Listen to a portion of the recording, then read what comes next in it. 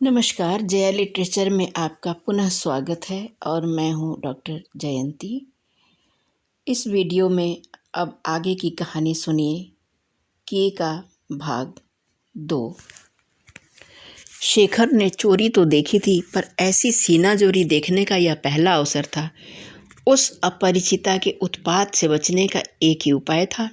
दिन भर वह अपने मित्र रमण के साथ बोर्डिंग में बिता लेगा। कह देगा घर पर पढ़ाई ठीक नहीं होती। 1-2 दिन न हो, मेस का ही खाना सही। फिर तो के आ ही जाएगी। रात को देर से कमरा भीतर से बंद कर सो जाएगा।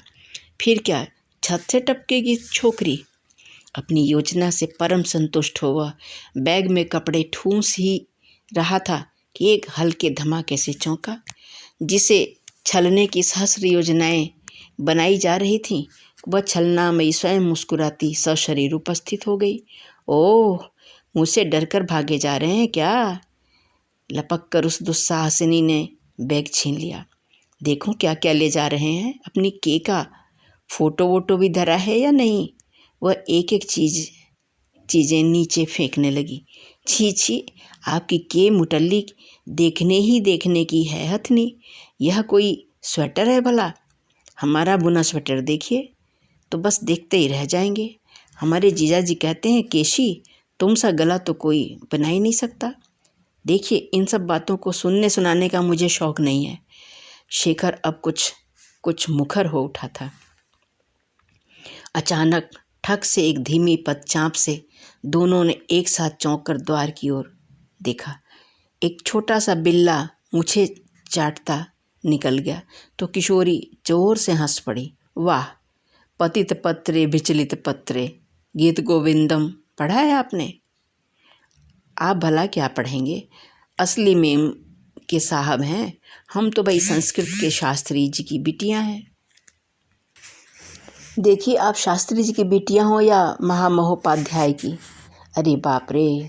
दोनों पैरों की पालथी मार बाहों को घेरे में बांध किशोरी कुर्सी पर ही झूला सा झूलने लगी। पेट में दांत भी हैं साहब के। आप जाएंगी या नहीं? शेखर अब बौखला गया। पता नहीं नौकर कब आ टपकें और कैसे क्या कह दें। छी, कैसा नीच मन है आपका। वह अब बड़े व्यंग से मुस्कुराकर उठ गई। आपने क्या सोचा? आपसे प्रेम करने आई थी मैं। सोचा था मौसी का दल 5 बजे लौटेगा, तब तक 2 घड़ी आपसे बतियाकर जी बहला आऊँगी। खैर, फिर आऊँगी। आपका छेदी आए तो जरा अपनी मोटी बुद्धि का चोला उतार खूंटी पर टांग दीजिएगा। छुट्टी दे दीजिएगा उसे। कहिएगा सिनेमा देख आए, समझे? उसने अपनी भुवन मोहिनी हंसी का बाण ताक कर छोड़ दिया। अचूक निशाने से बंधा शेखर का हृदय कपोत धरा पर फड़फड़ा गया। शेखर तो क्या, संसार का संयमी से संयमी पुरुष भी होता तो वह भी उस दिन छेदी की सदा के लिए छुट्टी कर देता। चंचल अनजान सुंदरी किशोरी ने उसका हाथ थामते ही उस भीरू का पुरुष की एक एक शिरा में अनोखा दुस्साहस भर दिया। वह अब आग की लपटों में कूद सकता था, आंधी और तूफान से लड़ सकता था। कुछ ही अमूल्य क्षणों ने के का अस्तित्व सदा के लिए मिटा दिया था। उसके दाएं बाएं दामिनी सी दमकती बित्ते भर की छोकरी उसे अंगुलियों पर नचा रही थी। दोनों का अभूतपूर्व दुस्साहस जंगली हिरन सा कुलाचे भरने लगा था। छेदी की पदचाप सुनते ही किशोरी जंगली खरगोश की तेजी से चौकन्नी हो वार्ड रोब के पीछे दुबक जाती। मौसी के दल को उसने स्वयं बड़े प्रपंच से मिर्जापुर की विंध्यवासिनी के दर्शन को भेज दिया था। उधर के का ट्रंक कॉल आया था कि रायजादा की बहू को झूठे दर्द उठे थे, पर कभी भी सच्चे दर्द उठ सकते थे। इसी से उसे 8-10 दिन रुकना पड़ेगा। सुनते ही किशोरी शेखर के गले में हाथ डालकर झूल पड़ी थी। हाय, ईश्वर करे रायजादा का नाती माँ के गर्भ से दाढ़ी मूछें उगाकर जन्मे। पर रायजादा के नाती को जुगल प्रेमियों की प्रणय किलोल में सहयोग देने का धैर्य नहीं रहा और अभागा उसी रात को जन्म ले बैठा। पति से इतना लंबा बिछोह के को असह्य हो उठा था। आज तक वह इतने लंबे अरसे के लिए शेखर से कभी भी लग नहीं हुई थी। दूसरे ही दिन तगड़ी फीस, रेशमी साड़ी, शेखर के सूट का कपड़ा आदि बांध बूंद वह चल पड़ी। वह पति को बिना तार दिए ही छका देने की योजना बना चुकी थी। उधर प्रेमी द्वय के की अनुपस्थिति का महोत्सव मनाने में आकंठ डूबे थे। अब छेदी को भी मुट्ठियां गर्म कर अपने साथ मिला लिया गया था। अभी भी कमरे की परिधि पार कर दिन में कहीं जाने का साहस दोनों नहीं संजो पाए थे, पर फिर भी एक रात को दोनों सिनेमा का सेकेंड शो देखने निकल पड़े। नियति मुँह छिपाकर हंस रही थी। उसी मनहूस रात को रात की गाड़ी से ठीक 11 बजे रिक्शा लेकर आधम की। गोल कमरे की बत्ती जल रही थी। निश्चय ही उसका अध्ययनरत पति द्वार की ओर पीठ किए पुस्तकों में डूबा होगा। धीमे से जाकर आंखें मूंद लेगी वह। ऐसे ही खिलवाड़ तो उसे पसंद थे, पर बेचारी के आंखें मूंदती किसकी। वहाँ तो शेखर की कुर्सी पर ठाठ से बैठा छेदी बीड़ी फूंक रहा था। बेहया कमीना कहीं का, यहाँ कैसे आ गया। छेदी अचानक साक्षात शववाहना चामुंडा का तमतमाया चेहरा देखकर थर थर कांपने लगा। सरकार, मेरा कुछ कसूर नहीं है। के वह पैर पकड़कर लौट गया। पहले तो दीवार फांद कर आती रही, जब से संतनियाँ गई हैं खुले खजाने आपके माल पर डांका डाल रही है। हमारा खून खौलता रहता है, पर क्या करें, नौकर आदमी है। साहब का हुक्म कैसे टालें अन्नदाता। धूर्त नापित विषधर अब कुंडली खोल पूरा फन फैला चुका था। के हक्की बक्की रह गई, पर अपनी अनभिज्ञता इस धूर्त के सम्मुख बड़े छल बल से ही छिपानी होगी। साहब कहाँ हैं? उसने स्वाभाविक स्वर में पूछा। दोनों जनी सलीमा गए हैं सरकार, घंटा भर में लौटते ही होंगे। कुचाली छेदी की आंखें मियाँ बीवी की संभावित दर्शनीय कुश्ती देखने की ललक से कांच की सतरंगी गोलियां सी चमक उठी। उसका क्या, अब भुगतने दो, अब भुगतेंगे दोनों। उसे मिली रकम तो अब कोई छीन नहीं सकता, उसने मन ही मन कहा। के चौकन्नी हो गई। गरज तरज आंसू चीख पुकार से बात कुछ बनेगी नहीं। क्या पता शेखर उसे छोड़ छाड़ इसी दीवार फांदने वाली के पीछे चल पड़े। पर यह थी कौन, बिना छेदी को मिलाए बात बनेगी नहीं। छेदी की मुट्ठियाँ एक बार फिर गर्म हुई। सब कुछ सुन कर के सन्न रह गई। क्षण भर में बुढ़िया का पीला पड़ गया चेहरा देख छेदी को तरस आ गया। मैं स्टेशन जा रही हूँ छेदी, के ने रुमाल से नाक पोंछकर कहा। रात भर वहीं रहूँगी। शेखर से कहना मेरा गोरखपुर से ट्रंक कॉल आया था कि मैं कल सुबह पहुँच रही हूँ। अगर तुमने उसे मेरे आज यहाँ आने के बारे में कुछ कहा तो तुम मुझे जानते हो। छेदी क्या उसे नहीं जानता था? फूल से सुकुमारी कितनी ही किशोरियों को लूट पाट उनके पाप की गठरियों का कचरा धोते क्या नहीं देख चुका है इस हत्यारिन को। दूसरे दिन सुबह शेखर कार लेकर स्टेशन गया। के ने नित्य की भांति कार में बैठते ही अपना माथा उसके वृषभ स्कंध पर टिका दिया। वह कुछ तन सा गया तो के को लगा वह वहीं फूट फूट कर रो पड़ेगी, पर वह जानती थी कि अब उसे उस तरह की धार पर चलना है। मेरे गए में तुम्हें कुछ तकलीफ तो नहीं हुई शेखर? उसका स्वर 4 तार की चाशनी में डूबा था। नहीं, पति के संक्षिप्त रूखे स्वर के चांटे ने भी उसे हताश नहीं किया। रायजादा के नाती हुआ है, तुम्हारे लिए बहुत बढ़िया सूट का कपड़ा भेजा है।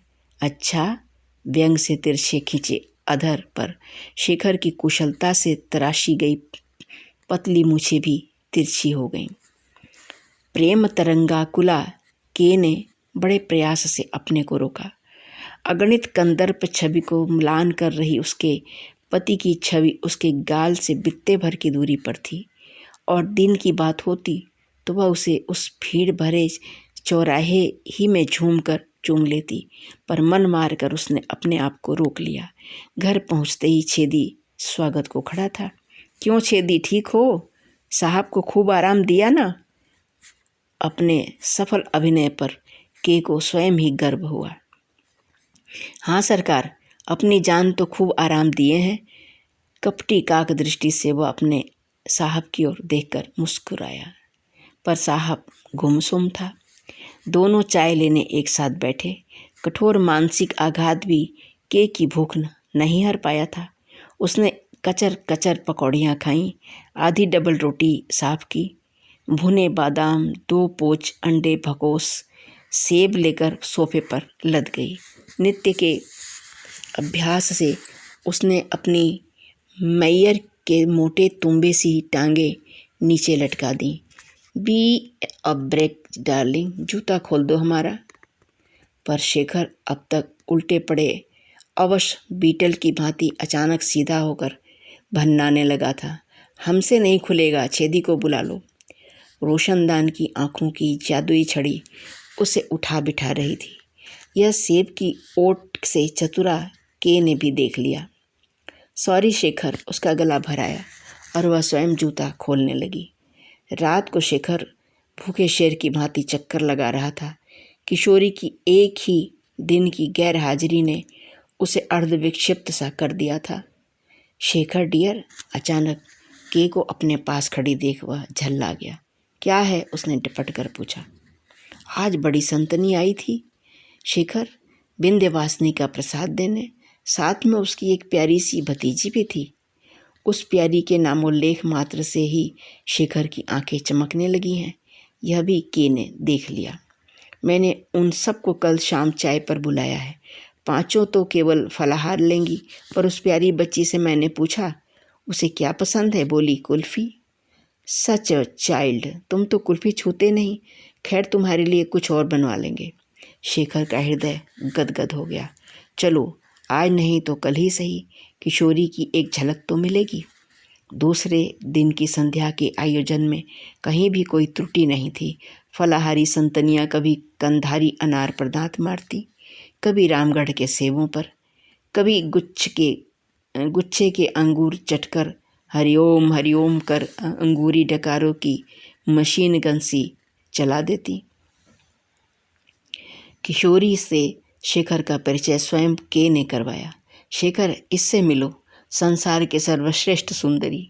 संसार की सर्वश्रेष्ठ सुंदरी से शेखर का कितना प्रगाढ़ परिचय था, वह खूसट भला क्या जानेगी। शेखर मन ही मन मुस्कराया। किशोरी कोने में खड़ी कुल्फ़ी पर कुल्फ़ी दागे जा रही थी। इतना मत खा, कैसी बीमार पड़ जाएगी।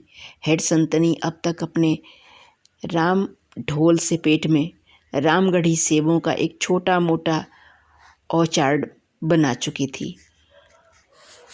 टोकती क्यों हो? बीमार पड़ भी गई तो मैं तो हूँ।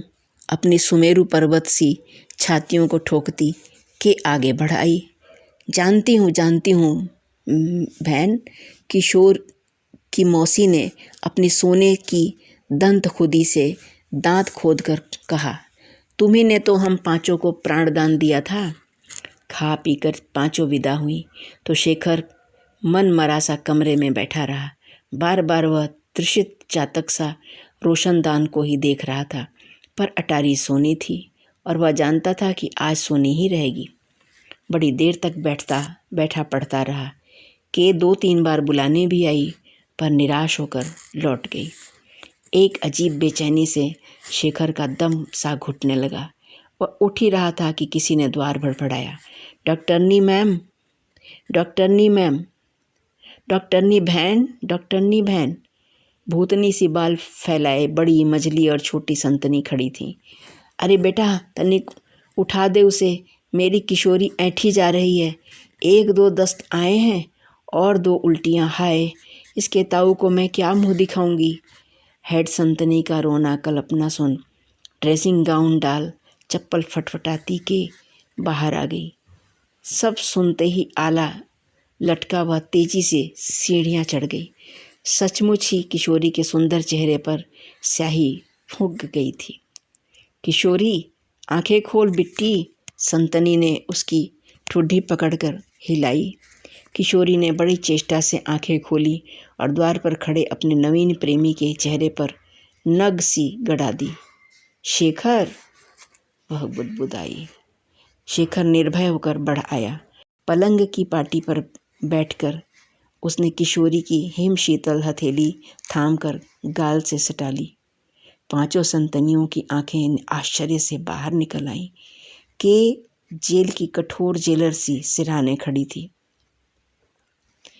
किशोरी के प्राण जैसे शेखर की ही प्रतीक्षा कर रहे थे। देखते देखते पुतलियां उलट गईं। पांचों संतनियां अपना ज्ञान, योग, यम, नचिकेता संवाद भूल सामान्य मानवियों की भांति छातियों पर धुहत्थड़ चलाती पछाड़ें खाने लगी। हाय मेरी बच्ची, तूने अभी सुख ही क्या देखा, तू कहाँ गई री। देखिए, के ने बड़ी संतनी का कंधा पकड़कर हिलाया। होश में आओ। बहन, वैसे तो इसे कॉलरा था, पर सुबह होने से पहले ही अर्थी उठा दीजिए। उस हरामजादी पुलिस का कुछ ठीक नहीं, बेकार में परेशान करेगी। संसार त्यागी संतनियाँ पुलिस से बेहद घबराती थीं। सोने की सी काया को अर्थी में कस कसाकर अस्पताल के कर्मचारी राम के नाम की महिमा से आकाश गुंजाते चल दिए। पीछे पीछे सिर झुकाए शेखर को भी जाते के ने देख लिया। वह अपने कमरे में अस्पताल के लिए तैयार होने लगी। एक आध मौत क्या डॉक्टरनी को अस्पताल जाने से रोक लेती? वहाँ तो ऐसी आकस्मिक मृत्यु नित्य का दाल भात थी। एकाएक किसी घिनौने केचुल सा रेंगता छेदी द्वार पकड़कर खड़ा हो गया। हमारी बख्शीश सरकार, जान पर खेलकर कुल्फी बनाई। कहीं कोई पकड़ लेता तो आपको कोई डर नहीं होता, हम ही फांसी पर लटकते।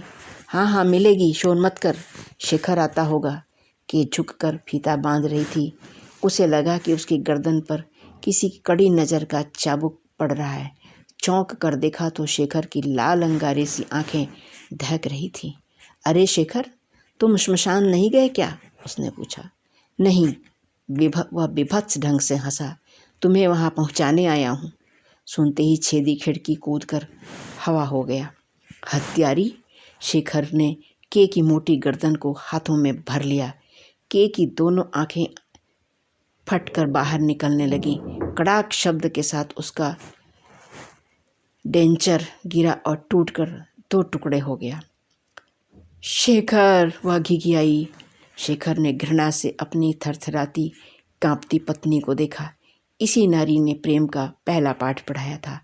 इसी भद्दी अंगुली को पकड़कर उसने प्रेम कक्ष में अपना पहला डगमगाता कदम रखा था। इसी मोटी गर्दन में बाहें डालकर उसने प्रेम की 12 खड़ी रटी थी। न जाने किस विस्मृत कृतज्ञता ने उसकी पकड़ ढीली कर दी। अचकचाकर उसने अर्धमूर्छित पोपली के को एक धक्का दिया और तेजी से बाहर निकल गया। अभी आप सुन रहे थे शिवानी जी की कहानी के। कहानी आपको कैसी लगी? मेरा वाचन स्वर आपको कैसा लगा? कृपया कमेंट करके ज़रूर बताइएगा। मेरे चैनल पर अगर आप पहली बार आए हैं तो सब्सक्राइब कर लीजिएगा, लाइक कर लीजिएगा और शेयर भी कर दीजिएगा। आपका बहुत बहुत धन्यवाद। आपका दिन शुभ हो।